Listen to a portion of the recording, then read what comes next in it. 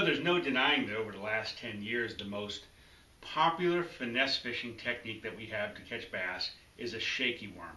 And it's an incredible fish catching bait that, you know, you can use all throughout the year in virtually every type of fishing situation that we have, and almost every type of cover as well. And in those 10 years, like with many other techniques that we've seen evolve in bass fishing, there's been advancements in the line and the rods and the baits, and more importantly, the types of heads that we use to rig up our shaky worms. And shaky worm, or the shaky worm technique, is nothing more than a lead head and a small finesse worm, a little 5-inch worm, or you can go all the way up to a 6.5, 6.75, 7-inch worm. It really is catered to suit whatever style you want. But more importantly, the head that we use is very, very critical to not only allowing the bait to do what it needs to do, which is most of the time stand up straight, but also keep you free from getting hung up in cover and letting you fish a variety of different covers, because that's really the key to the shaky head fishing, is that it really excels when it's fished in and around cover.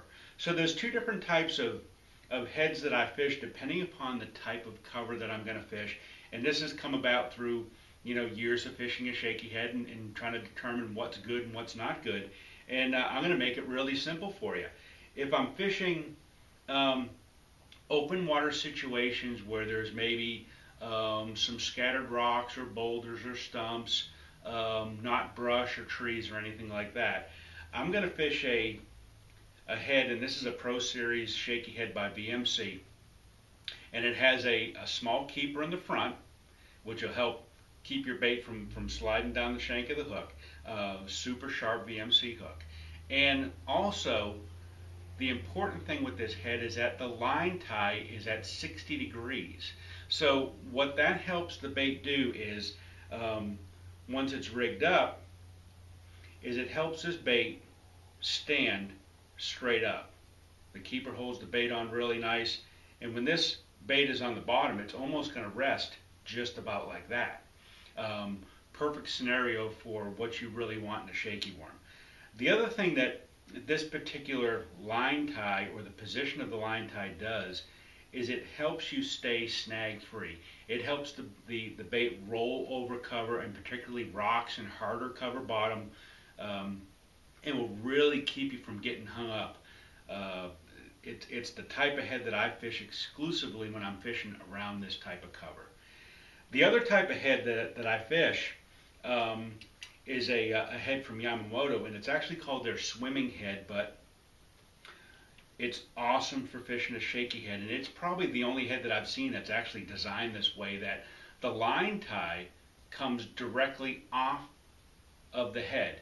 It doesn't come at an angle. It doesn't come straight up and down like a traditional ball head jig. It comes straight off the head. And the whole principle behind that is the hookup ratio between you and the fish.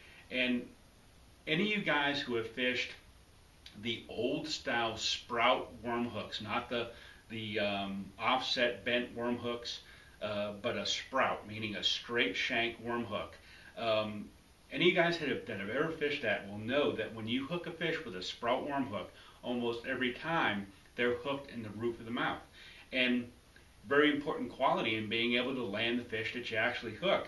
That's probably the best place that you can hook a bass and be ensured that he's going to come in the boat. So that's the principle behind this particular head, is that when you set the hook with this, the bait will not rotate at all. It pulls straight, and typically when it pulls straight, it pulls the hook right in the roof of the mouth.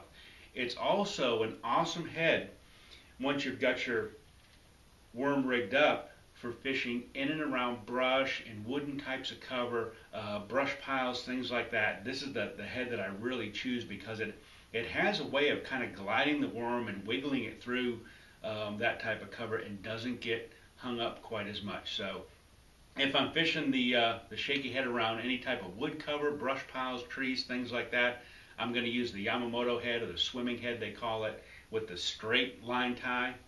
And if I'm fishing around rocks or stumps or some type of harder bottom, gravel bottom, I'm going to fish the BMC Pro Series shaky head with the 60-degree line tie. And that's as simple as I can make, you know, choosing the right jig head for your shaky worm fishing as possible. Try that next time you get out there fishing. I'm Mike DelVisco. I'll see you on the water. And for more bass fishing info, log on to FINS'nTALES.com or like them on Facebook. Fins and Tales, your hotspot for bass fishing stories, videos, people, places, events, how-tos, product reviews, and so much more.